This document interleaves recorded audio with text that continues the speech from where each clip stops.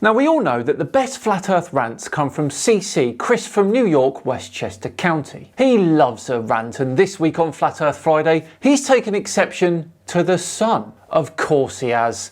Don't go anywhere, roll the titles.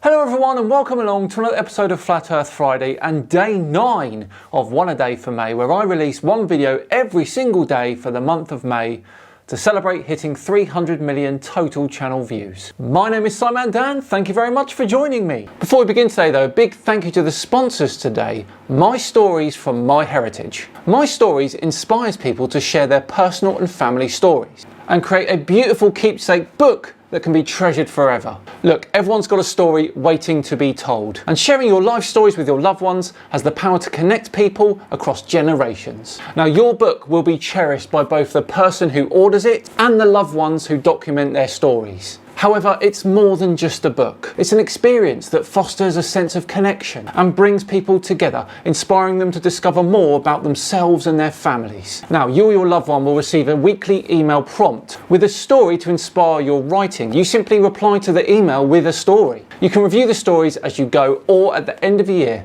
when you're ready, it can be printed into this beautiful hardcover book. It's that easy. Now, answering these questions was actually a part of the process that I really enjoyed. It got me thinking of memories and stories that I'd almost forgotten. It was almost cathartic. And even though this book is about me, I think it'd be a wonderful thing for my kids to read when they're older, so they can understand more about me and my life. A lovely little keepsake. And here is mine. Here's a question answered about my birthday, a birthday from my childhood that I'll never forget. My 13th birthday is one that has stuck with me over the years.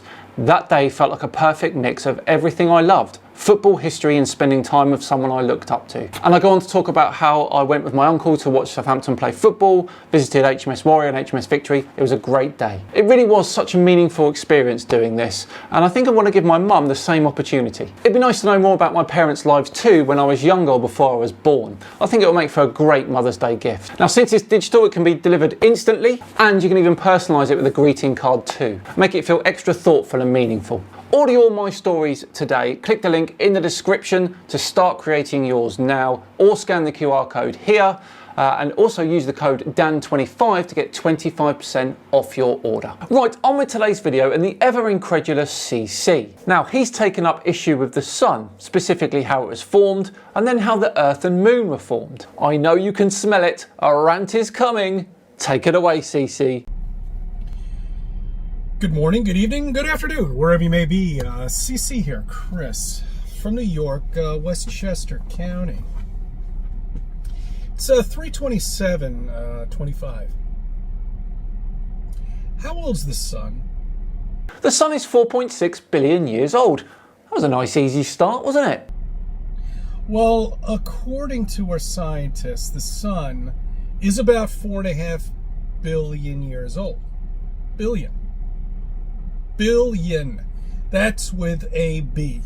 You can hear the incredulity leaving his body with every word spoken, can't you? Okay, billion. Not million, billion. Okay, as long as we have that clear. Right? Good. Crystal clear, my friend. Now, the sun was formed from gas, because it's not a rock. You have to understand this, right? Okay, it was formed by gas. That's right. In a vacuum. I don't understand that, because gas really doesn't work in a vacuum, does it? The problem is that you're thinking of a gas as you know it here on the Earth's surface. Now, the sun was formed from a dense cloud that had just the right amount of mass to start contracting under gravity. However, it wasn't dense as we know dense. It's just denser than the space around it, which, as you said, is a near perfect vacuum. Almost. In terms of the cloud that gave birth to our sun, in it there were around 100 to 1,000 particles per centimetre cubed. Sounds like a lot, but it's truly nothing. Our atmosphere, for example, has around 2.5 times 10 to the 19 particles per centimetre cubed. That's 25 billion molecules. So yeah, not that dense, but crucially dense enough. And the process of initial collapse to birth of protostar could have taken anywhere from 100,000 to 500,000 years. But in this case, it does. In this universe that we live in, it does. It defies the laws of physics. Incorrect, as I just explained. Those areas of star formation are not perfect vacuums. Back to the sun. So, the sun is formed by gas, and it's twirling around, causes friction in the middle, right? Right. And it keeps going and going and going, and then it starts to form this nuclear fusion that is just absolutely incredible, because it's a furnace that's never ending, never needs any fuel. It just burns and burns and burns. That's right. Well, it will end, but all the fuel the sun has came from that initial gas cloud, which, by the way, was around 1 to 3 light years across. So not small. A lot of remaining gas and dust was blown away when the sun first ignited, but that remaining 0.2% of the solar system's mass formed all of the planets and all of the asteroids and every other body in the solar system. You know, why can't the scientists figure out how to do that? I'd love to have that in my fireplace. That would be just fantastic, wouldn't it? Just have this endless fire in your fireplace. You never have to put any fuel in it or anything. It's just these stuff. Oh, you know, I do have one of those. Mine's an electric one. That's right. That's right. I don't have to. Oh, well, it does. Yeah, you need electricity to have that go. So, no, that wouldn't work either. Well, we sort of have figured this out, but not enough to scale it down and make it commercially viable. The issue at the moment is we're using more energy to sustain the system than we are getting out of it. I am sure we'll get there, though, eventually. Okay, so... And on top of that, guys, they estimate that this is good. The sun is going, before it's supernovas, of course. Nope, the sun is not massive enough to go supernova. You need a star far more massive than the sun for that show. At the end of its life, the sun's outer layers will be blown up after swelling to about our orbit, and then a little white dwarf will be left in the middle where the core used to be. Is going to survive another 15 billion years. Don't worry, it'll eat all the inner planets and all this other good stuff that they make up and keep you confused and feel like you're this little insignificant speck on the spinning wet ball in space going along and traveling at all these miles per hour. But don't worry, it's 15 billion years. You won't be around to see it. Don't worry. Actually, the estimate is around 5 billion years, but you still won't be around to see that. So you don't need any fuel for the sun at all. It's just this endless furnace that is just burning all the time. But nobody questions that, though. You know why? Because you were taught as a child how the sun was formed. You might not remember, but you were. I don't think it was in the UK curriculum when I was at school. If you went on to study physics at a high level, perhaps. But it would have been a very basic quick note or two at best. And you went with that idea, and you dreamed with that idea, and you believed that idea, and you became part of that idea. It's part of you. This lie is part of you. It's part of your reality. It's part of your personality. It's probably the best way to describe it. And you know how the Earth was made? Well, actually, we could talk about the moon, but I'm so fascinated with the Earth because the Earth is actually a rock. That's right. Over billions of years, the rocks decided to collect together. They were never flung apart. Because the bigger the rock out there, the more gravity it attracts. That's right. You see, gravity isn't always the inner core of a planet. It also just could be a big object in space. It's like he almost understands it and gives a pretty good explanation. He just can't bring himself to believe that it happened. Of course, yes, the Earth formed from the protoplanetary disk that surrounded the Sun after its creation, in the time of around 50 to 100 million years. So when is the tipping point for gravity? That's what I'd like to know. Why are the meteors out there don't have like other small meteors? Are they too small? Is it a quarter of a mile? A mile? 5 miles? When does gravity actually take place without actually having a molten core that's creating this gravity? Okay? When does that take place? I guess that's magical, right? Magic. That's right. It's magic. That's why they call Walt Disney magic. Well, you may be surprised to hear that all mass has a gravitational attraction. Otherwise, the sun doesn't form in the first place from the incredibly sparse amount of molecular hydrogen atoms in the dense cloud we talked about earlier. The physics don't work on it.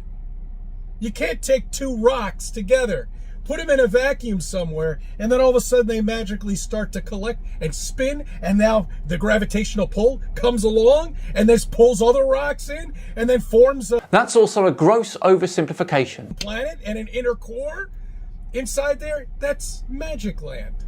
That's right. That's imaginary land, shall we say. You know what else is what's imaginary? Some scientists believe that the moon, that's right, was created from Earth. That's right. And this one, I love this. This is perfect. An asteroid must have hit Earth many billions of years ago while it was in its molten state. You know, why not? You know, gravity's form is that there's a big molt. It's like a miniature sun or something like that. Actually, it was another smaller planet that was also forming at the time. But yes, please continue. And it spews out this lava stuff out into space, just not too far away, just enough so the Earth it's in the Earth's Goldilocks, just like we're in the Goldilocks zone of the sun.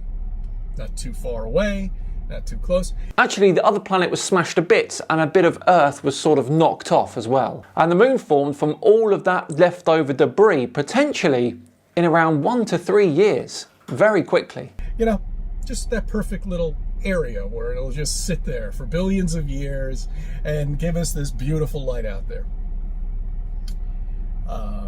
So that's how the Earth was formed. I mean, the moon was formed from the Earth over billions of years. It just was the molten core of the Earth, I guess, right? And it has gravity too, but it doesn't have a molten core. When I was in Fantasyland, I remember when I used to think the moon was hollow. You haven't really progressed much from there though, have you, CC? That's what I used to think.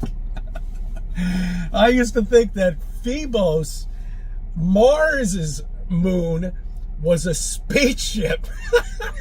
You remember that? Yeah, that's right. Oh, that was so much fun.